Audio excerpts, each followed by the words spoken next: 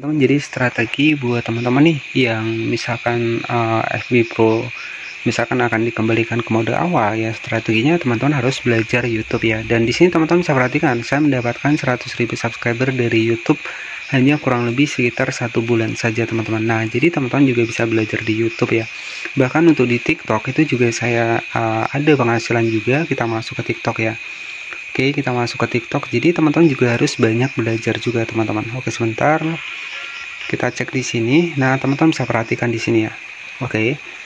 Jadi strateginya teman-teman juga harus menjadi konten kreator di platform lain. Nah, jadi tadi di YouTube ya. Nah, ini teman-teman bisa perhatikan saya dapat 1,8 juta GMV dari TikTok affiliate. Ya, teman-teman bisa perhatikan. Jadi strateginya buat teman-teman ya ancang-ancang ya, ketika Facebook Pro ini misalkan dikembalikan ke awal ya, teman-teman bisa mengenal aplikasi-aplikasi yang sudah saya rekomendasikan pertama tadi. Ada YouTube, saya sudah mendapatkan 100.000 subscriber dalam jangka 2 bulan. Ada TikTok, teman-teman bisa cek di sini. Saya berhasil di bulan Maret ya, saya berhasil GMV-nya 1,1 juta. Februari kita cek, Februari 2,6 juta GMV-nya.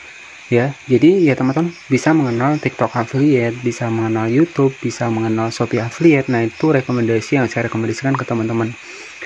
Ketika memang nih strategi teman-teman, ketika memang Facebook akan dikembalikan ke mode awal. Nah, itu ya saran saya seperti itu. Bahkan sudah saya buktikan.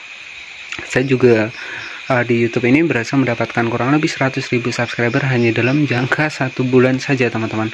Nah, kalau teman-teman tahu triknya, sebenarnya apapun itu mudah, yang terpenting adalah mau belajar. Nah, di TikTok saya juga ada GMV 2,6 juta dengan total followers sekitar 1.000 saja teman-teman ya. Jadi ya teman-teman harus banyak belajar juga ya. Intinya kalau nonton video itu jangan di skip agar kita juga bisa tahu ilmunya teman-teman. Nah, jadi seperti itu ya.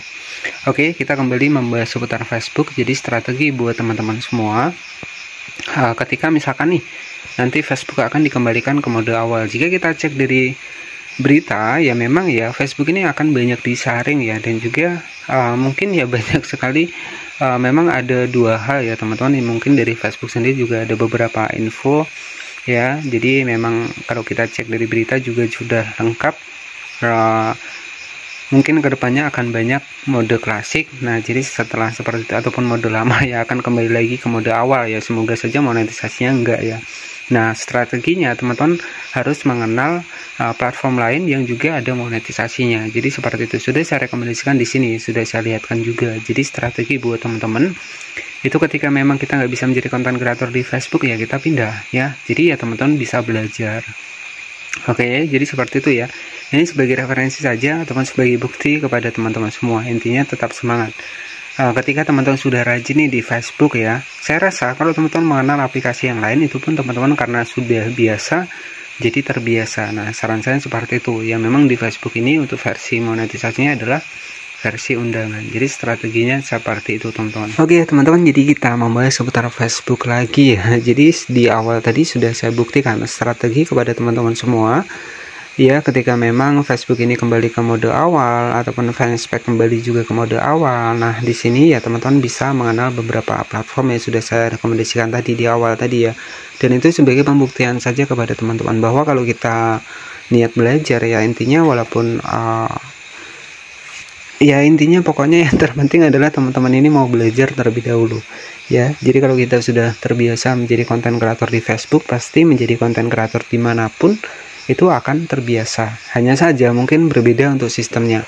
Nah, mungkin kalau di Facebook kita bikin konten asal-asalan pun ada yang nonton ya, tapi kalau di YouTube ya jangan seperti itu. Misalkan kalau teman-teman pengen pindah ke YouTube ya, karena di YouTube ini berbeda ya. Di YouTube ini enggak seperti di Facebook. Kalau di Facebook masih lah ya konten-konten nyapu, konten-konten beres-beres itu masih ada penontonnya. Nah, kalau di YouTube nggak bisa seperti itu. Teman-teman harus memang benar-benar bikin konten yang sekiranya itu berguna buat orang lain, yang juga menandakan bahwa konten yang teman-teman buat itu bermanfaat buat orang lain. Nah, kalau di YouTube itu versinya seperti itu.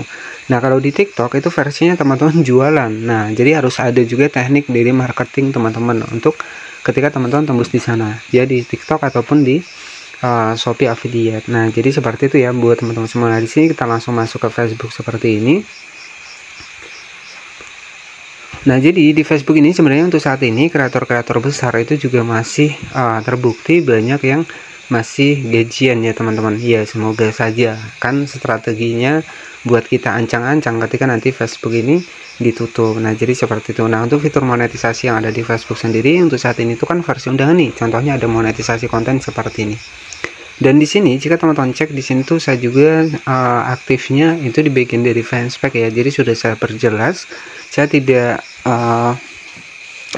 ingin saya itu menjadi konten kreator itu di Facebook profesional. Itu dari awal saya memang nggak ada niat ya teman-teman, karena memang sistem rekomendasinya itu sulit berkembang ya, karena kebanyakan ya tetangga kita sendiri. Jadi kalau kita upload ya, terkadang ada juga yang nggak enak didengar juga. Jadi kalau teman-teman di fanspage ini lebih bebas ya. Saran saya, strategi teman-teman ketika memang nanti Facebook ini kembali ke mode awal, yang pertama mulailah untuk mengenal platform yang lain yang juga ada fitur monetisasinya, yang juga menyediakan untuk konten kreator ini bisa mendapatkan penghasilan ya, termasuk dari yang sudah saya sebutkan di awal tadi. Itu teman-teman bisa dipelajari semuanya. Semua juga sudah ada tekniknya masing-masing ya. Tetapi saya ingatkan kembali bahwa setiap platform ini memiliki kebijakan monetisasinya masing-masing. Ya, bisa jadi teman-teman kalau di Facebook ini kebijakan monetisasinya banyak ya, di YouTube juga akan lebih banyak. Ya, intinya ya teman-teman ini tinggal bikin konten sekreatif teman-teman ya.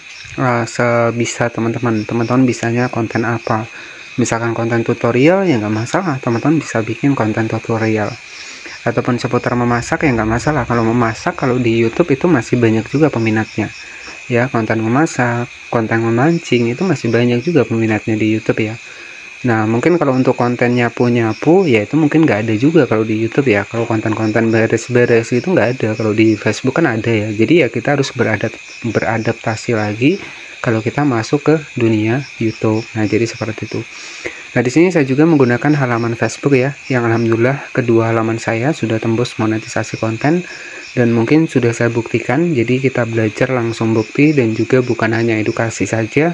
Intinya buat teman-teman semua di sini ya tetap semangat ya, walaupun bermodalkan HP. Kalau kita memang di tahun 2025 ini ya, tentunya harapan kita kan kita bisa kerja sendiri ya teman-teman. Itu harapan saya dari awal ya. Jadi yang terpenting kita punya kerjaan sendiri.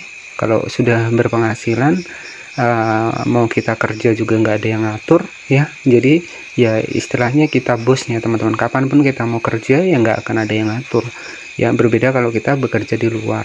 Nah jadi seperti itu. Jadi buat penyemangat teman-teman ya, intinya teman-teman harus punya prinsip yang namanya adalah kita harus bekerja sendiri. Istilahnya adalah ya waktu kita yang ngatur ya. Jadi kita kan nggak enak juga kalau kita dimarahin terus ya. Oke, jadi seperti itu mungkin yang bisa saya sampaikan strateginya. Teman-teman bisa mengenal platform lain yang juga ada fitur monetisasinya, dan sudah saya jelaskan di bagian awal tadi. Terima kasih, jangan lupa subscribe. Assalamualaikum warahmatullahi wabarakatuh.